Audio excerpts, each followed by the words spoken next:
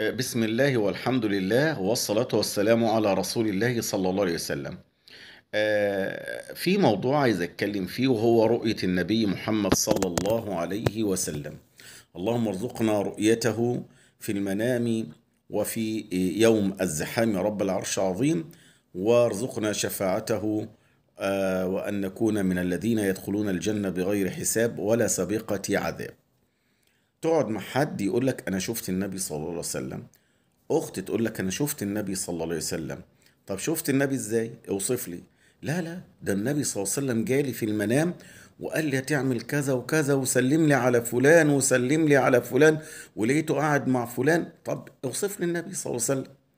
النبي صلى الله عليه وسلم يقول: من رآني في المنام فقد رآني حقا، فإن الشيطان لا يتمثل في صورتي. يبقى اللي هيشوف النبي صلى الله عليه وسلم هيشوفه على صورته الحقيقية، فالشيطان ما تمثلش في صورة النبي ولا يستطيع أن يتمثل في هيئة النبي صلى الله عليه وسلم. فتيجي تقول تسأل أنت شفت النبي؟ أيوه. طب اوصف لي النبي. قال لك نور، ما شاء الله، نور، نور على نور على نور. يا حبيبي طيب ماشي، يا أختي ماشي، نور على نور. النور ده اوصفي لي النور ده. اوصفي لي وجهه، عيناه، حاجبيه، أهدابه اللي هي رموش عينيه، أنفه، فمه، شفتيه، أسنانه، لحيته، جسمه، جسده. يقول لك لا لا لا، ده كان نور، ما اقدرش اقول عليه حاجة لان ما اعرفش، ما شفتش ملامحه، ده انا شفته نور.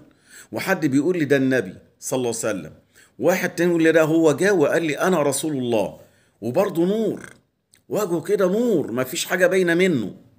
لا، ده مش النبي صلى الله عليه وسلم، ده مش النبي صلى الله عليه وسلم. انما عشان هتشوف النبي في المنام، انت بتشوف النبي صلى الله عليه وسلم باوصافه التي وردت في السنه.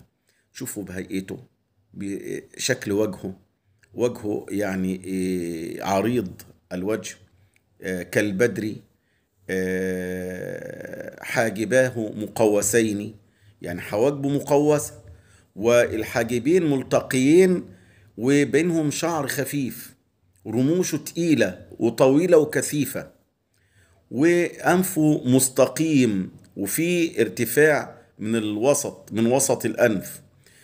فمه واسع وشفتاه حسناوتين، شفتاه حسنتين، وفمه واسع وأسنانه مفلجة، يعني في أسنانه واسعة ما بين بعضها، واسع مفلجة، تمام. وكث اللحية، لحيته كانت كبيرة جدا وثقيل، يعني تقيلة، شعرها كثيف، وكانت تصل إلى صدره. لحية النبي صلى الله عليه وسلم كانت تصل إلى صدره، وكانت شديدة السواد، وكان فيها ما يقرب من 17 شعرة بيضاء. يبقى لما تيجي تشوف النبي صلى الله عليه وسلم توصفه بالأوصاف ديت، هيجيلك في المنام بنفس الصورة دي. هيجيلك صلى الله عليه وسلم وجهه عريض، عريض الجبهة، ومقوس الحاجبين، وعيناه شديدة السواد وشديدة البياض، وفي بياض عينيه احمرار بسيط، يعني في بياض عينيه احمرار بسيط، وبين حاجبيه عرق يظهر عند الغضب، وأنفه مستقيمة وفي أوسطها ارتفاع، مرتفع من الوسط، وفمه واسع وأسنانه مفلجة، ولحيته سوداء كثيفة كثة تصل إلى صدره صلى الله عليه وآله وصحبه وسلم. كان ليس طويلا ولا قصيرا، بين الطول والقصر. لم يكن صدره ممتلئا لحما، صدره مش ممتلئ لحم، تمام. وكان عريض المنكبين صلى الله عليه وسلم. فلما تشوفه بالأوصاف دي تعرف ان ده النبي صلى الله عليه وسلم. انما تيجي تقول بقى انا شفت نور، نور، وشه نور وجسمه نور، لا، مش النبي صلى الله عليه وسلم. فلازم لما تشوف النبي هتشوف النبي على صورته الحقيقية وبالأوصاف اللي وردت في السنة.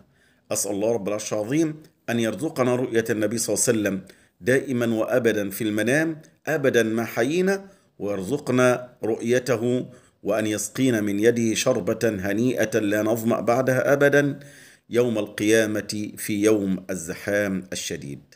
سلام الله عليكم ورحمته وبركاته أحبتي في الله.